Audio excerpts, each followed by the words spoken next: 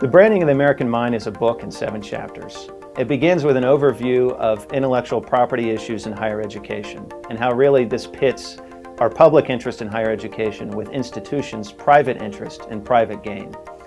This introduces the reader to the general topics that will be covered in the book. The second chapter is intended to acquaint the reader with the precepts of intellectual property law. So this could be read as a standalone chapter for those who are new to the subject, or it could be skipped by those who are already familiar with the rudiments of intellectual property law. The first substantive chapter dealing with the major themes of the book is called University TM, and it looks at trademark holdings and trademark enforcement by colleges and universities. Historically, many thought that this activity was just limited to institutional use of athletic names and mascots, but this chapter really unpacks the whole variety of activity that's going on in higher education with respect to trademarks.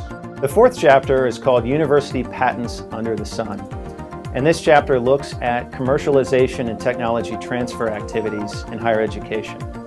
It starts with a story about the Myriad Genetics case, which involved the University of Utah and patents owned by that university.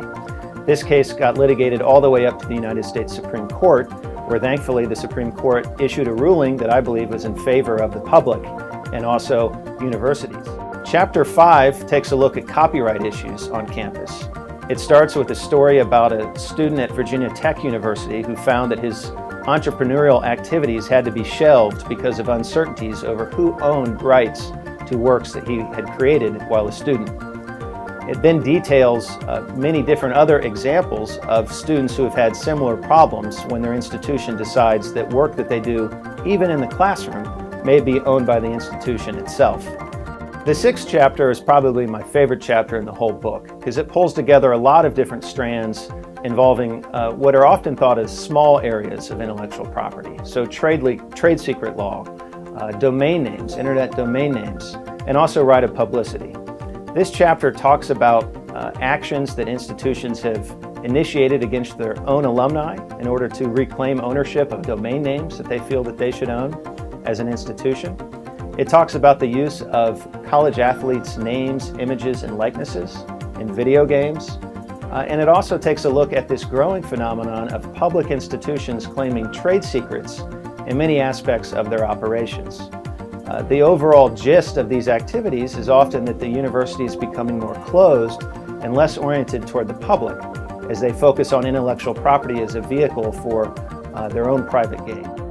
The final chapter of the book is called Private Rights in the Public Interest, and this chapter really concludes the book by providing suggestions in each of these areas of intellectual property, different ways for universities to recalibrate their operations so that they're actually harnessing the power of intellectual property in the public's interest. I provide takeaways and easily implemented ideas that institutions could enact, and also that the legislatures could enact to make sure that universities are not getting too far afield in how they use intellectual property rights.